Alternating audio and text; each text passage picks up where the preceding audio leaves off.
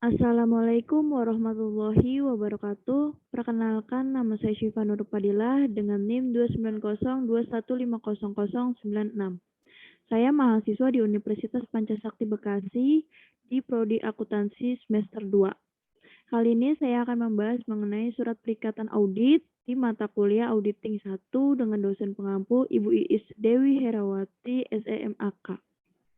Langsung aja kita mulai pembahasannya. Perikatan atau engagement adalah kesepakatan dua pihak untuk mengadakan suatu ikatan perjanjian. Klien yang memerlukan jasa auditing mengadakan suatu ikatan perjanjian dengan auditor. Nah, dalam ikatan perjanjian tersebut, klien menyerahkan pekerjaan audit atas tersebut berdasarkan kompetensi profesionalnya. Langkah awalnya berupa pengambilan keputusan untuk menerima atau menolak perikatan dari calon klien untuk melanjutkan atau menghentikan perikatan audit dari klien berulang.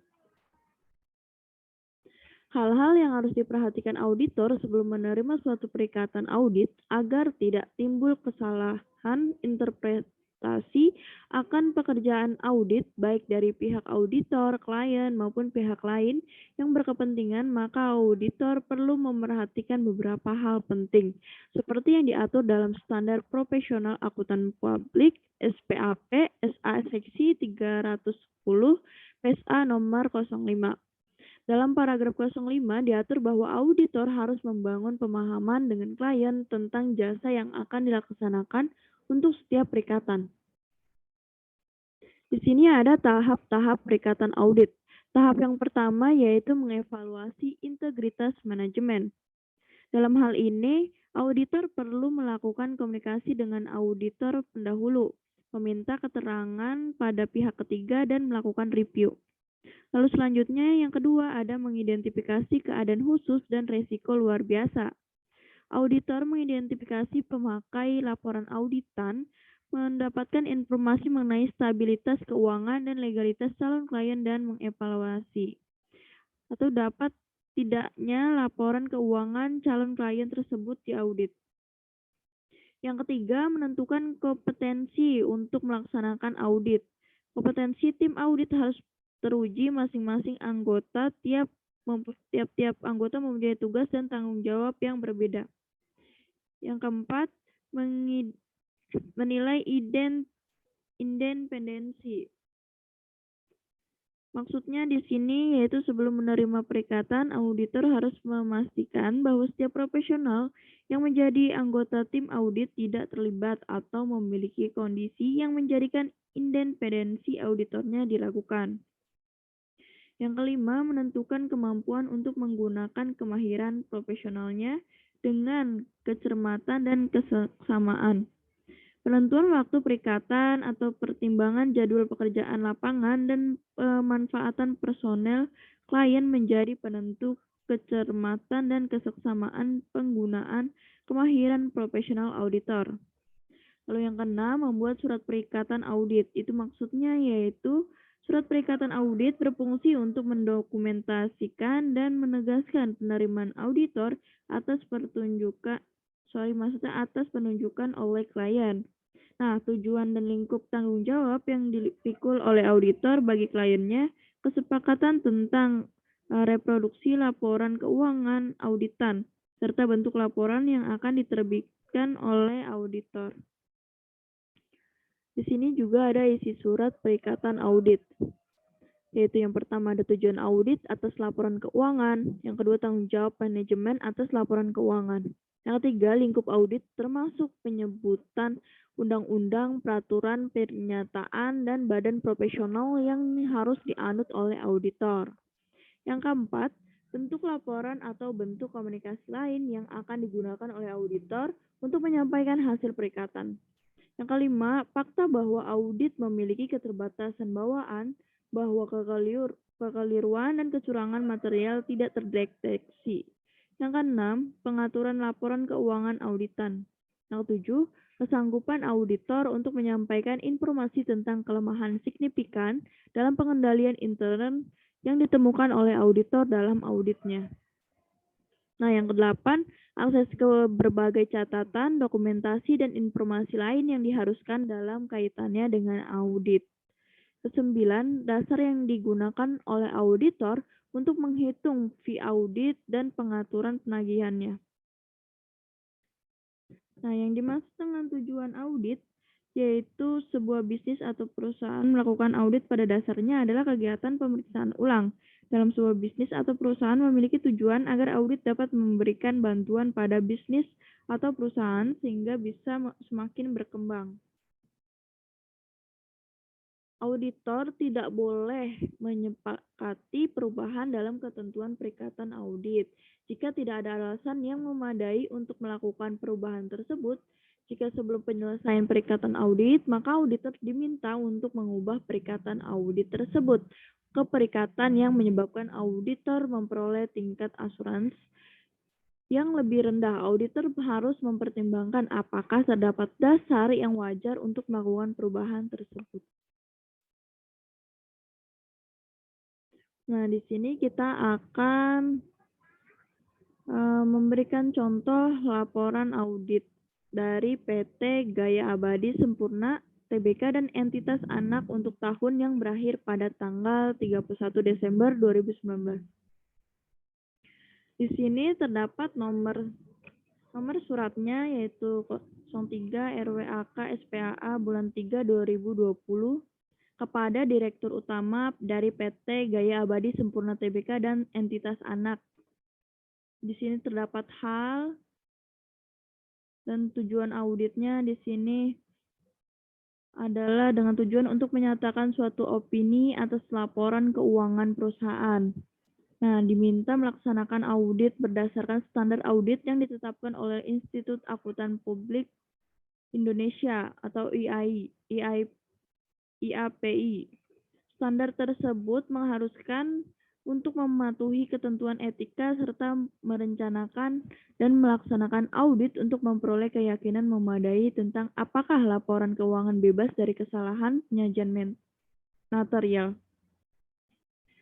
Seperti yang sudah dibahas tadi, bahwa tujuan audit itu agar dapat memberikan bantuan pada bisnis atau perusahaan sehingga bisa semakin berkembang. Di sini juga terdapat tujuan audit adalah untuk memungkinkan kami untuk menyatakan suatu pendapat akuntan atas kewajaran laporan keuangan tersebut di atas sesuai dengan standar akuntansi yang berlaku di Indonesia yang ditetapkan secara konsisten. Lalu di sini juga ada tanggung jawab auditor. Nah, tanggung jawab auditor ini untuk mendeteksi dan melaporkan kekeliruan dan ketidakberesan meliputi mendeteksi dan melaporkan adanya suatu tindak kesalahan dan kecurangan. Yang kedua, tanggung jawabnya untuk menentukan pelanggaran hukum oleh klien meliputi mendeteksi adanya tindakan kekeliruan dan kecurangan. Si tanggung jawab auditornya ada tanggung jawab kami tidak meliputi pemeriksaan sebagaimana yang akan dilakukan oleh Direktorat Jenderal Pajak, sehingga pemeriksaan tersebut tidak dapat dijadikan dasar untuk mendeteksi seluruh penyimpangan yang mungkin akan ditemukan oleh pemeriksaan dari Direktorat Jenderal Pajak. Pada surat perikatan ini juga ada tanggung jawab secara umumnya ya. Tanggung jawab umumnya yaitu untuk menyatakan suatu opini atas laporan keuangan berdasarkan audit kami. Lalu di sini juga ada tanggung jawab dalam mendeteksi ketidakberesan dan kecurangan. Terus juga ada tanggung jawab dalam mendeteksi ketidaktaatan terhadap peraturan perundang-undangan. Jadi kita tuh kalau harus membuat surat audit atau surat perikatan audit ini harus sesuai dengan standar akuntansi yang berlaku di Indonesia. Terus ada tanggung jawab pemeriksaan pajak. Prosedur audit kami tidak meliputi pengujian dan pemeriksaan seperti yang lazim dilakukan dalam pelaksanaan audit pajak yang dilakukan oleh Direktorat Jenderal Pajak. Walaupun prosedur audit kami meliputi juga beberapa aspek perpajakan. Hal tersebut tidak dimaksudkan untuk mendeteksi semua masalah yang mungkin teridentifikasi dalam pelaksanaan audit pajak oleh Direktorat Jenderal Pajak. Juga di sini juga ada tanggung jawab dari pengendalian internalnya. Ada tanggung jawab manajemen dan pihak yang bertanggung jawab atas tata kelola. Nah, tanggung jawab manajemen yaitu keharusan untuk melakukan semua kewajiban atau tugas-tugas yang dibebankan kepada seseorang sebagai akibat dari wewenang yang diterima atau diwakilnya dengan sesuai dengan garis-garis besar yang sudah diatur dalam sebuah manajerial. Tanggung jawabnya yaitu untuk menyusun dan penyajian laporan keuangan yang memberikan gambaran benar dan wajar sesuai dengan standar pelaporan keuangan Indonesia. Yang kedua, untuk pengendalian internal yang dianggap perlu oleh manajemen untuk menyusun laporan keuangan yang bebas dari saji material, baik karena kecurangan maupun kesalahan, dan memberikannya kepada pihak audit. Sini juga ada tanggung jawab dalam pencegahan dan pendeteksian kecurangan. Tanggung jawab utamanya yaitu dalam pencegahan, pendeteksian kecurangan berada pada pihak yang bertanggung jawab atas tata kelola perusahaan manajemen. Ada tanggung jawab dalam mematuhi peraturan perundang-undangan, juga ada tanggung jawab dalam penyediaan data. Penyediaan data.